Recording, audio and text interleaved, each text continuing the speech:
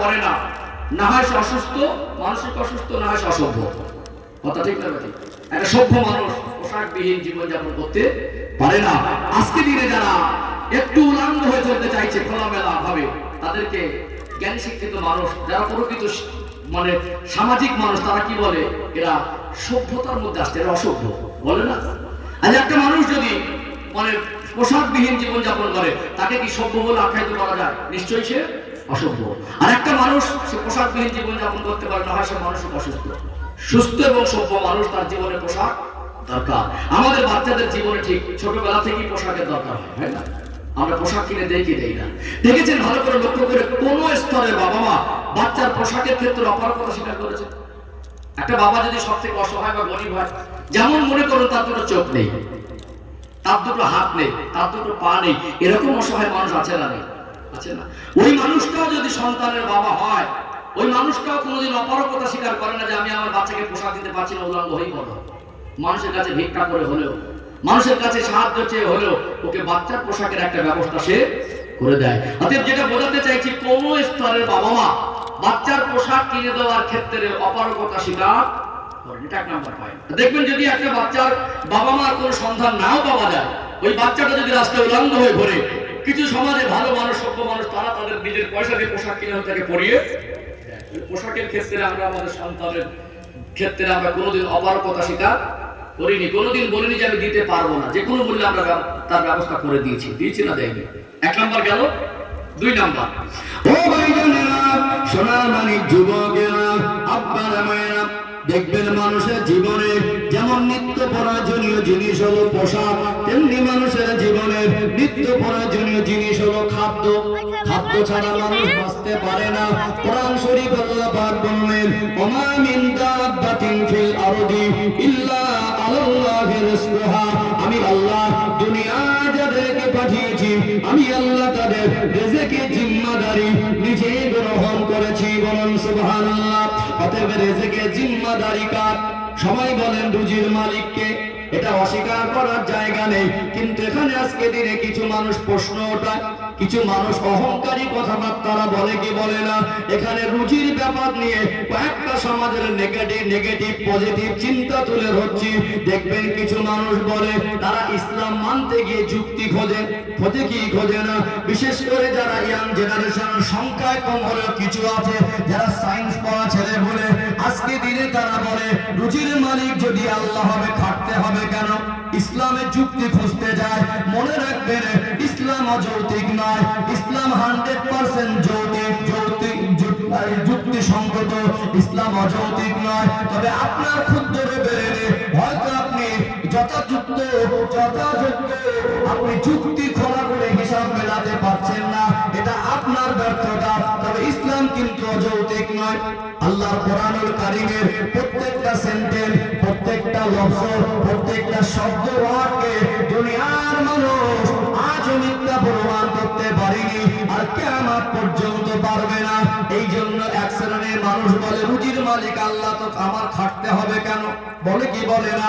আর এক শ্রেণীর মানুষ আছে দেখবেন, তারা বলে আমার টাকা আমি খাই, আমার রোজগার আমার ইনকাম, গর্ব করে বলে তোর বাপের খাই না আমার বাপের খাই। প্রকৃত যারা দিনের অনুসারী, প্রকৃত যারা খোলাফেরু, প্রকৃত যারা আল্লাহ নবী রেখে যাওয়া নুরানি সুন্নাত তরিকাটাকে সামনে রেখে জীবন যাপন করে, ওই মানুষটা দেখবেন যদি পান্তা ভাত খায়, ওই মানুষটা দেখবেন একবেলা যদি অনাহারে যাওয়ার পরে পেট পুরে খাওয়ার মতো পর্যাপ্ত রিজিক তার সামনে না থাকে, অল্প আধ পেটা খাবার পরেও, একদম নিম্নমানের খাবার খাওয়ার পরেও একজন প্রকৃত দিনের অনুসারী, একজন মুমিন বান্দা বলতে থাকে আলহামদুলিল্লাহ, ভালো খেয়েছি, আল্লাহ আমাকে খাইয়েছে। বলে না একবেলা খাওয়া হয়নি, তারপরে পরের টপতে গিয়ে, পরের খাবার সময় গিয়ে পেট পুরে খাওয়ার মতো উপযুক্ত খাবারের মানটাও খুব ভালো ছিল, তারপরে বললো ভালো খেয়েছি। কি খেয়েছি? আলহামদুলিল্লাহ, আল্লাহ পাক আমাকে খাইয়েছে। দেখবেন এখানে আমাদের অনুষ্ঠান বাড়ি বলেন, বিয়ে বাড়ি বা কোনো আমন্ত্রণ বাড়ি গেলে যদি রান্নার ক্ষেত্রে একটু লবণ বা ঝাল বা হলুদ একটু বেশি কম হয়, সিদ্ধ বেশি কম হয়, অনেক রকম সমালোচনা কানে আসে না? ভালো হয়নি, খাবার ভালো না, আবার বলবে সেদ্ধ হয়নি, আবার বলবে 2 পিস দে, মানে বদনাম করতে ছাড়বে না, আর খেতেও কম করবে না। এই চিত্রগুলো আমাদের চোখে ভাসে। আসলে যারা মোমেন মুসলমান, যারা প্রকৃত দিনের অনুসারী, তারা একবেলা অনাহারে থেকেও পান্তা ভাত খেয়েও বলে আলহামদুলিল্লাহ ভালো খেয়েছি। এই কথাটা কতটুকু যুক্তির সঙ্গে বলে এর একটা সুস্পষ্ট ব্যাখ্যা দরকার। কারণ প্রসঙ্গের সাথে বলে রিজেকের কথাটার এই শব্দটা একটু ব্যাখ্যা দিচ্ছি। ওমা মিন দাব্বাতিন ফিল আরদি ইল্লা আলাল্লাহি রিজকুহা। অতএব রিজেকের মালিক আল্লাহ, এখানে অস্বীকার করার পৃথিবীর কারো শক্তি। একটা বাচ্চা যখন মায়ের গর্ভে 3 মাস বয়স অবস্থানরত অবস্থায় থাকে, ওই বাচ্চাটা শরীরের সম্পূর্ণ গঠন তৈরি হয় না, হয় কি? অতএব ওই বাচ্চাটা তখন হার্টবিট এসে যায়, কিন্তু শরীরের তার চোখ, হাত, পা, অঙ্গ প্রত্যঙ্গের পরিপূর্ণ রূপ তখন হয় না। একটা জীবাণু মুক্ত, ভিক্টোরিয়া মুক্ত একটা জায়গা, নিরাপদ জায়গা, আল্লাহ পাক তাকে ধীরে ধীরে বড় করছেন। তার জন্য উপযুক্ত খাদ্য, যেটা আল্লাহ পাক ভালো জানেন, মায়ের নারীর সঙ্গে কানেকশন করে তার শরীরের মধ্যে আল্লাহ পৌঁছে দিয়ে থাকেন। যেটা বলুন, মানুষ বোঝে না যে রিজিকের মালিক আল্লাহকে অস্বীকার করার জায়গা নেই। দেখবেন আজকে যে বা যারা বলে আমার টাকা আমার রোজগার আমি খাই, তোর বাপের খাই না, মোমেন কেন বলে, প্রকৃত দিন অনুসারী কেন বলে যে আল্লাহ খাইয়েছে ভালো খেয়েছে আলহামদুলিল্লাহ, সঙ্গে কেন আদায় করে, একেবারে পরিষ্কার হয়ে যাবে। পৃথিবীতে যারা আজকে সব থেকে নাম করা শিক্ষিত জ্ঞানীগুণী মানুষ, তাদেরকে চ্যালেঞ্জ করুন। আজকে পৃথিবীর মানুষ কোরআনের প্রত্যেকটা শব্দ যদি সঠিক ব্যাখ্যা তাদের কাছে উপস্থাপন করা হয়, তারা মানতে আল্লাহ যেভাবে আসমান থেকে রহমতের পানি বর্ষণ করেন। পৃথিবীর আজকে এত উন্নত প্রযুক্তি, আজকে মানুষ অনেকটা উন্নত হয়েছে। রকেট আবিষ্কার হলো, মোবাইল আবিষ্কার হলো, ইন্টারনেট আবিষ্কার হলো, স্যাটেলাইট আবিষ্কার হলো। মানুষকে বলুন তো, আল্লাহ পাক প্রয়োজন অনুযায়ী গোটা বিশ্বে যেভাবে পানি বর্ষণ করে, পৃথিবীর সবথেকে বড় বৈজ্ঞানিক, পৃথিবীর সবথেকে বড় গবেষক ওর উন্নত প্রযুক্তি দিয়ে গোটা বিশ্বে আল্লাহর মতো করে পানি বর্ষণ করা কিয়ামত পর্যন্ত সম্ভব হবে? আল্লাহ যদি পানি বর্ষণ বন্ধ করে দেন, মানুষ পালাবার রাস্তা পাবে? আমাদের পশ্চিম বাংলা যদি 30 বছর পানি না হয়, চাষবাস হবে? হবে কি? তাহলে উন্নত প্রযুক্তি দিয়ে আল্লাহ যেভাবে নিয়ামতের পানি বর্ষণ করেন, গোটা বিশ্বের মানুষের যাদের যা রিজিকের প্রয়োজন আল্লাহ যেভাবে ব্যবস্থা করে দেন, দুনিয়ার মানুষের সাধ্যের বাইরে কখনো সম্ভব নয়। আল্লাহ যদি পানি বন্ধ করে দেন, আজকে উন্নত প্রযুক্তি, কেউ প্রশ্ন তুলবে নদীর পানি মিঠে করে খাবো, মিষ্টি করে খাবো। আচ্ছা বলুন, শুধু পানি খেয়ে কি জীবনযাপন করা সম্ভব? পানি যদি বন্ধ হয় তাহলে ফসল হবে? আজকে ভালো করে ভাবুন তো, সারাদিনে যা খেয়েছেন, কি খেলেন? ভাত খেয়েছেন, রুটি খেয়েছেন, সবজি খেয়েছেন, না হয় পানি খেয়েছেন, এটাই তো। অতএব যা খেয়েছেন, ভাতটা খেলেন, ভাতটা পেলেন কোথায়? আল্লাহ বলে, বান্দা, দুনিয়ার মানুষ তার উন্নত প্রযুক্তির বলে, তার দুনিয়ার সবচেয়ে বড় বৈজ্ঞানিককে বলবে আমি আল্লাহর মতো করে আসমান থেকে পানি বর্ষণ করতে পারবে না। দুনিয়ার সব থেকে পয়সাওয়ালা ধনী মানুষ, গোটা বিশ্বের মধ্যে সব থেকে ধনী, তাকে গিয়ে বলবেন তার টাকার বলে একটা শস্যের দানা থেকে গাছ বার করার ক্ষমতা পৃথিবীর সেরা ধনীর নেই। দুনিয়ার সব থেকে পাওয়ারফুল নেতা, তাকে বলবেন একটা ধানের থেকে 20 পাতা বার করে ওই 20 পাতাকে বড় করে একটা ধানের শীষ ফলানোর ক্ষমতা নেই। অতএব যা কিছু খাই, না হয় আল্লাহর রহমতের পানি আসমান থেকে বর্ষণ হয়, না হয় জমিনের ফসল আল্লাহর নিয়ামত হয়। অতএব আল্লাহর যে নিয়ামত খাই, এটা অস্বীকার করার জায়গা নেই। রুজির অনুসন্ধান করতে হবে, হালাল রুজি উপার্জন করতে হবে। আল্লাহ পাক ইসলামিক জীবন ব্যবস্থার মধ্যে এটা বলে দিয়েছেন, তুমি কোন রাস্তায় আয় করেছো আর কোন রাস্তায় ব্যয় করেছো, সেটা আমি আল্লাহর কাছে হিসাব দিতে হবে। অতএব আমি আল্লাহ রিজিকের মালিক, আমি আল্লাহ তোমাদের জন্য রিজিক বরাদ্দ করেছি, তুমি হালাল রুজি উপার্জন করে হালাল রুজি খাবে। কথা ঠিক না বেঠিক? অতএব রুজির অনুসন্ধান করতে হয়। আল্লাহ যে নিয়ামত খাচ্ছি, এটা অস্বীকার করার জায়গা নেই। রিজিকের মালিক কে? আল্লাহ। অন্তত যা খাই কি বলতে হবে? আলহামদুলিল্লাহ, আলহামদুলিল্লাহ, আল্লাহ তো খাইয়েছেন। আল্লাহ দান তো খেয়েছি, আল্লাহ দোয়া তো খাচ্ছি, আল্লাহ তো খাইয়েছেন। কারণ আল্লাহ নিয়ামত যদি না দিতেন কি খেতাম? টাকা খেয়ে বাঁচা যাবে? কি বলেন, টাকা খেয়ে বাঁচা যাবে? শিক্ষার বলে, জ্ঞানের বলে, ইলমের বলে, ক্ষমতার বলে, পাওয়ারের বলে, ঐক্য শক্তির বলেও গোটা বিশ্বের মানুষ চাইলো আল্লাহর মতো করে একটা সারা বিশ্বের মানুষ এক জায়গায় হয়ে একটা শস্যের দানা থেকে গাছ বার করতে। আল্লাহর নিয়ামত খাচ্ছি, তাহলে আল্লাহর কাছে শুকরিয়া আদায় করতে হবে কি হবে না? এই জন্য যারা মোমেন বান্দা কি বলে? আলহামদুলিল্লাহ, যেটা খেয়েছি ভালো খেয়েছি, আল্লাহ খাইয়েছে। কি বলে? আল্লাহ খাইয়েছে। এই জন্য রুজির মালিক আল্লাহকে অস্বীকার করার জায়গা কারো নেই। ও ভাইজানেরা, সোনার মালিক যুবকেরা, আব্বারা মায়েরা, রিজিকের মালিক আল্লাহ, এটা অস্বীকার করা যায় না। দেখবেন একটা বাচ্চা যখন ভূমিষ্ঠ হয়, ওই বাচ্চার জন্য উপযুক্ত রিজিক, যখন তার গালে দাঁত থাকে না, মানুষের তৈরি শক্ত খাবারগুলো খেতে পারে না, তার জন্য উপযুক্ত রিজিক আল্লাহ তার মায়ের স্থানে বরাদ্দ করেন কি করেন না? অতএব রিজিকের মালিক আল্লাহ। আর একটু যদি গভীরভাবে লক্ষ্য করেন দেখতে পাবেন একটা বাচ্চা ভূমিষ্ঠ হলে বাচ্চাটা খুব জোরে কথা বলতে পারে না, খুব জোরে হাসাহাসি করতে পারে না। অতএব যে বাচ্চাটা জোরে হাসতে পারে না, কথা বলতে পারে না, এই বাচ্চাটার ভিতরে আল্লাহ দয়াময় দয়া করে একটা নিয়ামতি আওয়াজ দিয়ে রেখেছেন, ওটা হলো কান্নার আওয়াজ। বাচ্চা ক্ষুধা পেলে কেঁদে দেয়, বাচ্চা ক্ষুধা পেলে কান্না শুরু করে দেয়। ওই কান্নার আওয়াজ মায়ের কানে যাওয়ার সাথে সাথে মা বুঝতে পারে আমার বাচ্চার ক্ষুধা পেয়েছে। আর মা সঙ্গে সঙ্গে আল্লাহর বরাদ্দকৃত রিজিকটা বাচ্চার কাছে পৌঁছে দেন কি দেন না? রিজিকের মালিক আল্লাহ। এটাই বলছিলাম, মানুষের জীবনের নিত্য প্রয়োজনীয় জিনিস হলো খাদ্য। কথা ঠিক না বেঠিক? অতএব বেঁচে আছি কার দয়ায়? আল্লাহর দয়ায়। আল্লাহ নিয়ামতকে এই খাদ্য আমাদের জীবনের অতি প্রয়োজনীয় জিনিস। খাদ্য ছাড়া মানুষ বাঁচতে পারে না, জীবন যাপন করতে পারে না। আর একটা মা যদি শারীরিক অসুস্থতার কারণে ওই মা যদি স্তনে দুধ না হয়, ছোট বাচ্চাকে আমরা বাজারে যে দুধগুলো কিনতে পাওয়া যায় বাচ্চার জন্য তার ব্যবস্থা করে দেই কি দেই না? কোন বাবা মা দেখেছেন বাচ্চার মায়ের দুধ হয় না বলে বলেছে আমি বাচ্চার দুধ কিনে দিতে পারবো না, না খাইয়ে মেরে দিয়েছে, এরকম কোন হিস্টোরি ইতিহাস আছে পৃথিবীতে? তাহলে আমরা পোশাকের ক্ষেত্রে অপারগতা স্বীকার করিনি। চোখ দুটো না থাকলে অন্ধ মানুষ ভিক্ষা করে বাচ্চার অন্তত টাইম মতো দুটো দুধ খাওয়াবে, তার একটা ব্যবস্থা করে দেয়। তাহলে খাদ্যর ক্ষেত্রে আমরা অপারগতা স্বীকার করিনি। দুটো পয়েন্ট হলো, পানির মতো পরিষ্কার হয়ে যাবে, কেন সমাজ পরিবর্তন হয় না? ও ভাইজানেরা, সোনার মানিক যুবকেরা, আব্বার মায়েরা, লাস্ট পয়েন্ট গভীরভাবে বুঝবেন, দেখবেন মানুষের জীবনে যেমন খাদ্য প্রয়োজন, পোশাক প্রয়োজন, তেমনি মানুষের শরীর কখন যে অসুস্থ হবে আমরা কেউ জানি না। কার কি রোগ হবে, কে কখন অসুস্থ হয়ে যাবে, কে কখন মারা যাবে, কে কখন বিছানা শয্যা অচল হয়ে যাবে, এটা আমাদের সাধ্যের বাইরে জানি না। মানুষ যখন শারীরিকভাবে অসুস্থ হয় তার চিকিৎসার দরকার আছে না নেই? বাবা মা যেমন খাদ্যের ক্ষেত্রে অপারগতা স্বীকার করে না, পোশাকের ক্ষেত্রে অপারগতা স্বীকার করে না, চিকিৎসার ক্ষেত্রে অপারগতা স্বীকার সহজে করে না।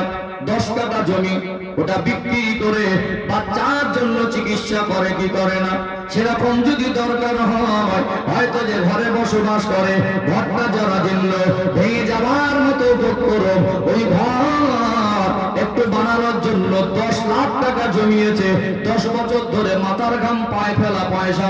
বাচ্চা অসুস্থ হলে যদি 10 লাখ চিকিৎসার জন্য প্রয়োজন হয়, ওই বাবা ওই বাচ্চার পিছনে হাসি মনে খরচা করে কি করে না? বলবে কি আমার বাচ্চা মরে যায়, যা ঘর বানাবো, ভাড়া ঘরে থাকবো, ভাঙা ঘরে থাকবো, কিন্তু বাচ্চা সুস্থ হবে। যদি আমরা চাইলে বাচ্চাকে ধরে রাখতে পারবো না, হায়াত শেষ হয়ে গেলে ছেড়ে দিতে হবে, কিন্তু তারপরেও আমাদের চেষ্টার কোনো ত্রুটি থাকে না। এই জন্য দেখবেন কি ধনী কি গরিব কি অসহায়, অসহায় থেকে আরো বেশি অসহায় ওই মানুষটাও চিকিৎসা আর খাদ্য আর পোশাকের ক্ষেত্রে আমরা কেউ অপারগতা স্বীকার করিনি। এইভাবে আমাদের বাচ্চারা যতক্ষণ না সে নিজে স্বয়ং সম্পূর্ণ হয়, যতক্ষণ না নিজে রোজগার করতে শেখে, আমরা বাবা মা তাদেরকে আপ্রাণ চেষ্টা করে তার সমস্ত যোগানগুলো দিয়ে যাই। 20 বছর ধরে বাচ্চাকে মানুষ করলেন, আপনার এই বাচ্চার 20 বছর ধরে যা পোশাকের পিছনে ব্যয় করেছেন, যা খোরাক খাদ্যের পিছনে, চিকিৎসার পিছনে ব্যয় করেছেন, আপনাকে বাচ্চার মুখে হাসি ফোটাতে গিয়ে প্রচুর পরিমাণে পরিশ্রম করতে হয়েছে না হয়নি? এই জন্য কি হয়, বাচ্চার হাসি মুখটা দেখার জন্য দেশে কাজ না হলে বিদেশে যায়। সারাদিন মাথার ঘাম পায়ে ফেলা পয়সা, ঘাম তখন শুকায়নি, একটা জামা এনে বাচ্চাকে পরিয়ে দিয়ে ওই ঘাম শুকায়নি, তখন ঘাম টপকে টপকে পড়ছে, বাচ্চার হাসিটা দেখে নতুন কাপড়টা পরিয়ে দিয়ে যেন মনে একটা প্রশান্তি হয়। কথা ঠিক না বেঠিক? হ্যাঁ না? 20 বছর ধরে এত কষ্ট, যে কষ্ট আমরা করেছি এটা একটা মোটামুটি আন্দাজ আছে না? আমরা এই জন্য একটা সময় বলি তোদের জন্য আমরা কি করি না, বাচ্চাদের বলি না কত কষ্ট তোদেরকে মানুষ করতে গিয়ে করেছি। কিন্তু এই 20 বছর ধরে লালন পালন করলেন, 20 বছর বাচ্চাটার বয়স তোরা ফাতিহা মুখস্থ নেই, এরকম বাচ্চা আছে না? কি বলেন? 20-22 বছর 24 বছর বয়স, আজও 5টা কলেমা জানে না, আজও কোরআন শরীফ 1 লাইন পড়তে জানে না, আজও 1 লোটা পানি দেবেন ভালো করে উজু করতে পারে না। বাবা মা বিয়ের সময় গর্ব করছে আমার ছেলের মতো ছেলে নেই। আপনি 20 বছর ধরে তাকে লালন পালন করলেন, তাকে সূরা ফাতিহাটুকু শেখাতে পারলেন না, তাকে নামাজি হিসেবে গড়ে তুলতে পারলেন না, তাকে ইসলামের বেসিক শিক্ষা কলেমা শিক্ষাটুকু দিলেন না, উজু গোসলের শিক্ষাটুকু দিলেন না। 20 বছর আপনার সন্তান আপনার কাছে এত আদরের, সন্তানের প্রতি আপনার যতটা মায়া অন্য কারো অতটা মায়া, সেই সন্তানের জীবনটাকে ইসলামের আলো থেকে আপনি অন্ধকার করে রেখেছেন। হুজুর এসে 2 ঘন্টা ওয়াজ করে বাচ্চাটাকে নামাজি করে দিতে পারবে? হুজুরের বাপের ক্ষমতা আছে, হুজুরের 14 পুরুষের ক্ষমতা আছে। সারা পশ্চিম বাংলার হুজুর একসঙ্গে এসে দাওয়াত করে খাওয়াবেন, ওই বাচ্চাটাকে 2 ঘন্টা নামাজ করতে পারে যেতে পারবে? এটা প্র্যাকটিক্যালের জিনিস, 2 ঘন্টা নামাজ শেখা জিনিস নয়। আমরা বাবা মা এই 3টে দায়িত্বের ক্ষেত্রে অপরাধতা স্বীকার করিনি। এই 3টের জন্য যতটা কষ্ট করি, 3টের জন্য যতটা মেহনত করি, এর 10 ভাগের 1 ভাগ যদি নামাজ শিক্ষার জন্য কষ্ট করতাম, আমাদের প্রত্যেকটা বাচ্চা নামাজি হয়ে যেত। যেত কি যেত না? আজ আপনার গ্রামে, আমার গ্রামে, আমার আপনার পরিবারের আত্মীয়দের মধ্যে যে বাজারা কোরআন শরীফ পড়তে জানে না, সূরা ফাতিহা জানে না, কলেমা জানে না, উজু গোসল জানে না, এদের জীবনটা ইসলামের আলো থেকে অন্ধকার। যদি একটা কথা বলি, সূরা ফাতিহা যে জানে না, তার জীবনে একটা দিনের নামাজ, এক ওয়াক্তের নামাজ নামাজের মতো হয়। তার জীবনে 20-30 বছর বয়স, আমার ছেলের মতো ছেলে নেই, গর্ব করছেন। আপনি একজন অপদার্থ বাবা, অযোগ্য বাবা, বাবা নামের কলঙ্ক। আপনি কখনো ওই ছেলেটাকে সূরা ফাতিহা শিক্ষা থেকে বঞ্চিত করে ওকে নিয়ে গর্ব করতে পারেন না। কারণ ওর জীবনে যদি ইমানের বয়স 25 বছর হয়, ওকে নিয়ে গর্ব করছেন। ও প্রকৃত ইমানের স্বাদ পায়নি, কারণ জীবনের এক ওয়াক্তের নামাজ শুদ্ধ করে পড়তে পারেনি। ইমানের কি বুঝেছে? কথা ঠিক না বেটি? কথা বাস্তব না বাস্তব? বলুন, এই 3টে যদি পারি, আর একটা পারবো না? আর একটা পারবো ইনশাআল্লাহ। 3টের পিছনে যা কষ্ট মেহনতের সময় দিয়েছি, এর 10 ভাগের 1 ভাগ সময় যদি বাচ্চাদের নামাজ আর দিন শিক্ষার জন্য দিতাম, 10 ভাগের 1 ভাগ, তা আমাদের বাচ্চারা দিনদার হয়ে যেত। আমার বাচ্চাকে আমি দিন শিক্ষা দেবো না, ঠেলে দেবো জলসা কমিটির ঘাড়ে, ঠেলে দেবো বক্তাদের ঘাড়ে, হুজুরদের ঘাড়ে। হুজুররা ভালো করে দিয়ে যাও। হুজুররা মানুষের জীবন পরিবর্তনের ঠিকাদার নয়। মনে রাখবেন, আমি আপনার পরিবর্তন করতে আসিনি। পরিবর্তনের দায়িত্ব আল্লাহ আমার হাতে দেয়নি, দিতেও আমি পরিবর্তন করে দিয়ে যেতাম। পরিবর্তন আপনার, পরিবর্তন আপনাকে হতে হবে। আপনি যদি নিজে পরিবর্তন না হন, আপনার জীবনকে পরিবর্তন করে দিতে পারবে না। আপনি যদি সন্তানের হক আদায় না করেন, পৃথিবীর সব থেকে বড় বক্তাকে হলো সমাজের প্রকৃত নামাজি বানানো সম্ভব। আমাদের কেটে গেছে এক জায়গায় ঔষধ লাগাচ্ছি, আর এক জায়গায় ভেঙে গেছে এক হাত ব্যান্ডেজ করছি। আমরা একদল মানুষ জলসা বিরোধী করে, একদল মানুষ মনে করে জলসা দিয়ে ভালো করে দেবো। এই জলসা কিও কেন, আমি অল্প সময় 2-5 মিনিটের শেষে বলে দেবো ইনশাআল্লাহ। যেহেতু সবরে সানির মাহফিল, এর উপযুক্ত একটা ছোট্ট গঠনমূলক 2-5 মিনিট হলো, 10 মিনিট হলো, এই বিষয়টা আলোচনা রাখবো আমার মাথায় আছে ইনশাআল্লাহ। তাহলে এখানে বসে আমরা প্রতিজ্ঞাবদ্ধ হই, আমরা ওই 3টের সঙ্গে একটা দায়িত্ব ধারণ করি, খাদ্য, পোশাক, চিকিৎসা। যেমন ভাবে আমরা আপ্রাণ চেষ্টা করি, তাদের ঘাটতি রাখিনি। কি হয়, খাদ্য যা লাগবে তার থেকে বেশি দেয়, চেপে চেপে খাওয়ায়, উগরে দেয়। জামা লাগবে 4টে, এখানে দিয়েছি 10-12 টাকা। বলুন, আমাদের যারা বাবা মা আছি, বা আমাদের জীবনের পোশাকের যতটুকু প্রয়োজন ছিল, তার থেকে মাত্রায় অতিরিক্ত আছে না? তাহলে আমরা এগুলো অতিরিক্ত মাত্রায় দিয়েছি, কিন্তু দিনের শিক্ষার ক্ষেত্রে ঘাটতি, দিনের শিক্ষার ক্ষেত্রে ঘাটতি। এই ঘাটতি পূরণের দায়িত্ব যদি বাবা মা না নেয়, বছরে 2টো জলসা দিয়ে জীবনে সমাজে নামাজি বানানো সম্ভব নয়। নামাজি বানানোর 10 টাকা বাবা মার না, বাবা মাকে দায়িত্ববান হতে হবে। এই দায়িত্ব ইসলাম তার বাবা মার উপরে দিয়েছে। অতএব আমি এখানে কেন হয় না, কি করে আজ আমাদের জীবনের ঘাটতি একটু পর্যালোচনা করা দরকার আছে না? নেই? আছে না? এটা পরিবর্তনের রাস্তা, তাই তো? পরিবর্তনের রাস্তা। এখানে একটু ঘাটতি পূরণের জন্য আমাদের একটু পর্যালোচনা করা দরকার আছে। বিশেষ করে যারা খুব কর্মব্যস্ত মানুষ, একটা সময় তার বাবা মাকে আর কাজকর্ম করতে দেয় না।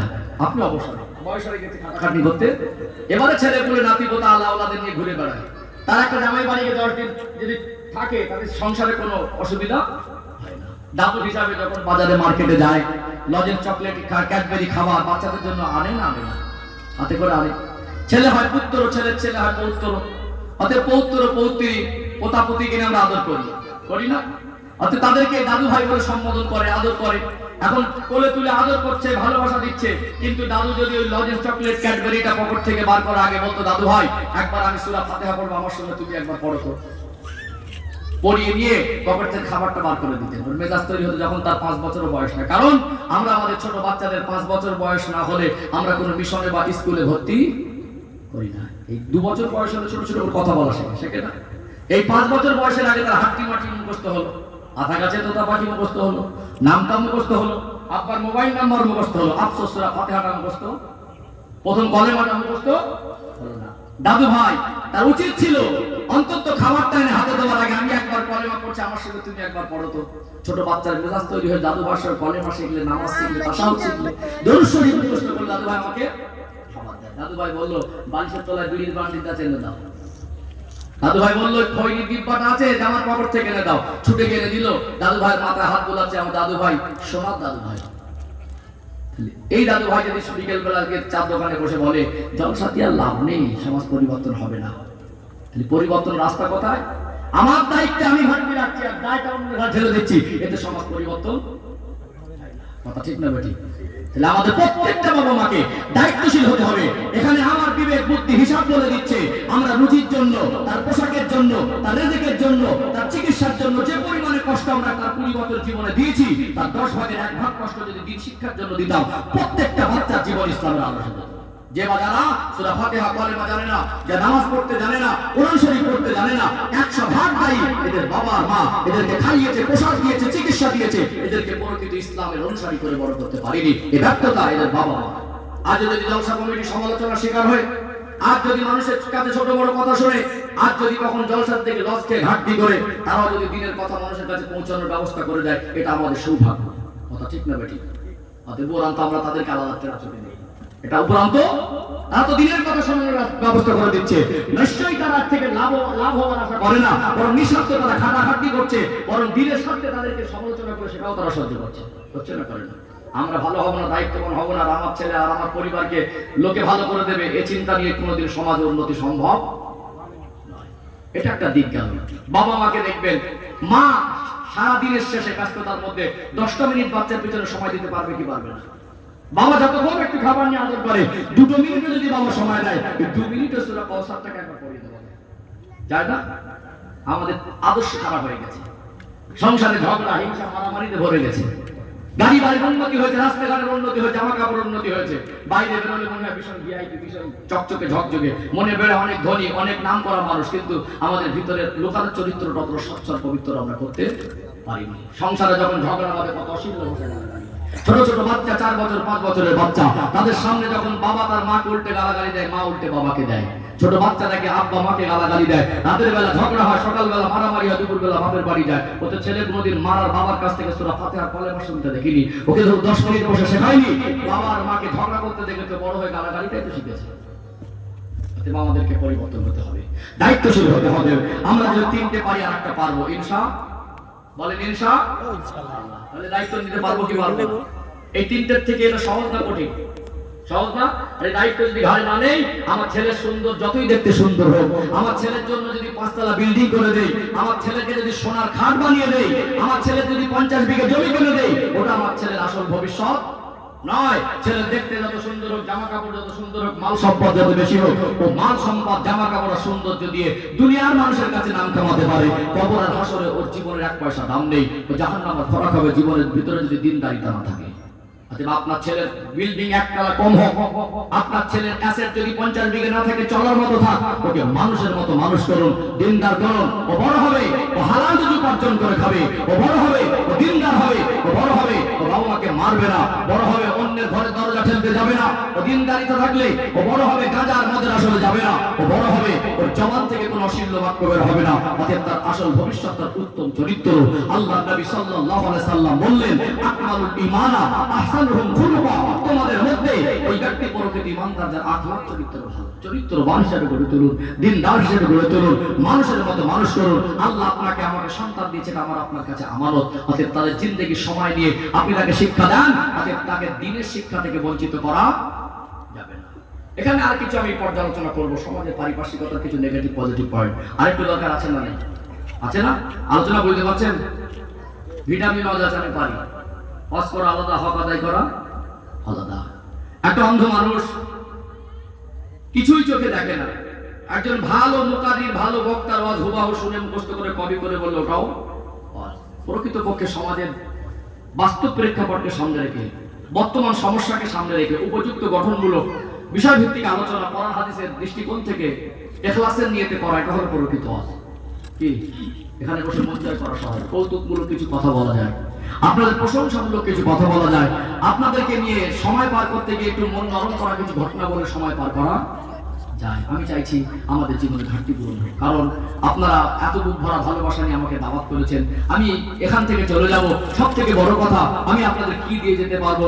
এত টাকা খরচা করে মাহফিল দিলেন, এই দোয়ার মধ্যে সেটা ইন্তজাম করলেন, এর থেকে আপনারা শেষ পর্যন্ত কি পেলেন এই হিসাবটুকু যেন কিঞ্চিত হলেও থাকে, দরকার আছে না?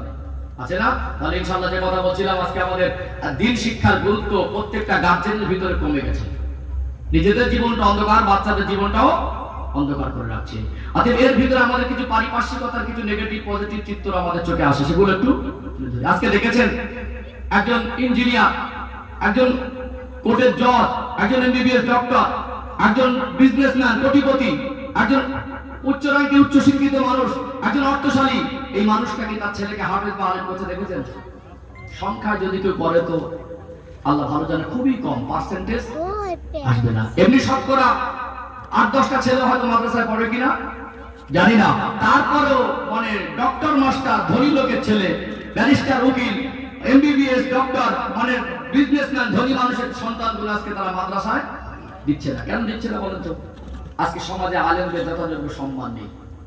আছে একজন ডক্টর, একজন মাস্টার, একজন ইঞ্জিনিয়ার, একজন উচ্চ শিক্ষিত মানুষ, একজন ধনী মানুষ, সে দেখছে যে মসজিদের ইমামদের যা সম্মান, 8,000 টাকা 10,000 টাকার উপরে বেতন ওঠে না। আমার ছেলে যদি হাফেজ মাওলানা মুফতি হয়, ওই ইমামতি করতে যাবে, ইমামতি করে যদি যে পরিমাণ টাকা পাবে, এতে বিবি বাচ্চা রেখে চলতে পারবে না। তার জীবন চলার মতো উপযুক্ত রেজেক পেতে গিয়ে, আজকে উপার্জন করতে গিয়ে আজ আলেমদেরকে যথেষ্ট বেগ পেতে হচ্ছে। সমাজে কিছু মানুষ আছে, সে নিজে সূরা ফাতিহা জানে না, মসজিদের বড় দায়িত্ব নিয়ে বসে আছে, মসজিদে কোথাও ধুলো লাগলে ইমামের উপরে চোখ টেরা করে দেখে।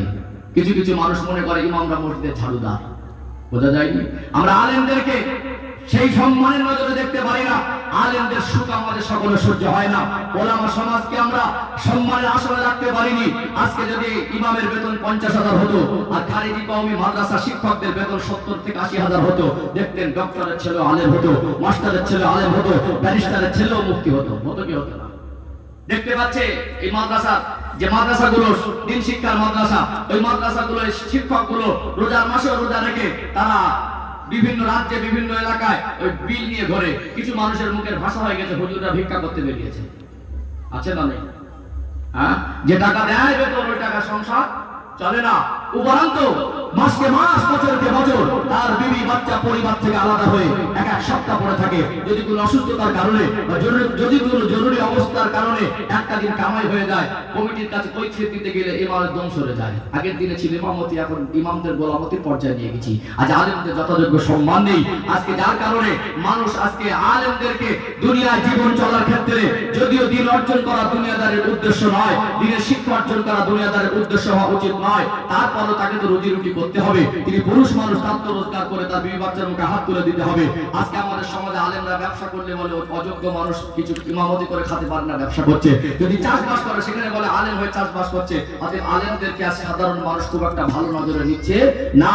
প্রকৃতপক্ষে ওলামাদেরকে, নবীর ওয়ারিসদেরকে আমরা যথাযোগ্য সম্মানের হক বুঝে দিতে পারি না। যার কারণে আজকে এক শ্রেণীর ধনী মানুষ যারা, তারা তাদের বাচ্চাদেরকে আলেম হাফেজ করতে চাইছে না। চাইছে কি? এটা আমাদের একটা বড় ঘাটতি। দেখবেন অমিত শাহ বাবুর টাকা কম নেই, নরেন্দ্র মোদীর টাকা কম নেই, মুকেশ আম্বানির মালের সম্পদের অভাব নেই, কিন্তু সেখানে হিংসা করবেন। একটা আলেমের যদি পয়সা হয় বলেন না, ওখানে হিংসা হয়। আলেম কেন এত পয়সা নেবে? হুজুরকে কেন এত বেতন দিতে হবে? তার বেতন 70,000 টাকা। চাকরিজীবী মসজিদের কমিটি, ইমামের বেতন 9,000 থেকে 10,000, সেইটি নিজের বিরোধী করছে। হুজুরে যা আছে চলে যাচ্ছে, 1,000 বাড়াতে আমরা পরের বছর দেখা যাবে। হচ্ছে না? হয় না কি? হচ্ছে না? তাহলে আমরা আলেমদেরকে যথাযোগ্য সম্মানও দেইনি, আলেমদেরকে যথেষ্ট পরিমাণে হকটাও বুঝে দেয়নি। এমন ভাবে তাদেরকে কোণঠাসা করে রেখেছি, ওলামা সম্প্রদায় নিঃস্বার্থভাবে তারপরে দিনের খাতিরে তারা সহ্য করে তাদের বিবি পরিবার ছেড়ে আপনার গ্রামের মানুষের হয়ে ইমামতি করে দিচ্ছে, আপনার বাবা জানাজা পড়িয়ে দিচ্ছে, আপনার মেয়ের বিবাহ পড়িয়ে দিচ্ছে। সেখানে বিবাহ পড়িয়ে বিবাহের জন্য একটা হাদিয়া দেবেন, তাকে কিছু দেবেন, সে বাইকের তেল খরচা করে, মোটরসাইকেল তেল খরচা করে আপনার মেয়ের বিবাহ পড়ে দিয়ে গেল। সেখানেও না চাইলে তাকে না করলে অনেকে টাকা দেয় না। কথা ঠিক না বেঠিক? আমাদের সম্মানিত ভাইরা, আমাদেরকে নতুন করে ভাবতে হবে। আলেমদের সম্মান অনেক বেশি। আলেমদেরকে যথাযোগ্য সম্মান যদি দিতে পারতাম, আলেমদের পর্যাপ্ত পরিমাণে হক যদি বুঝে দিতে পারতাম,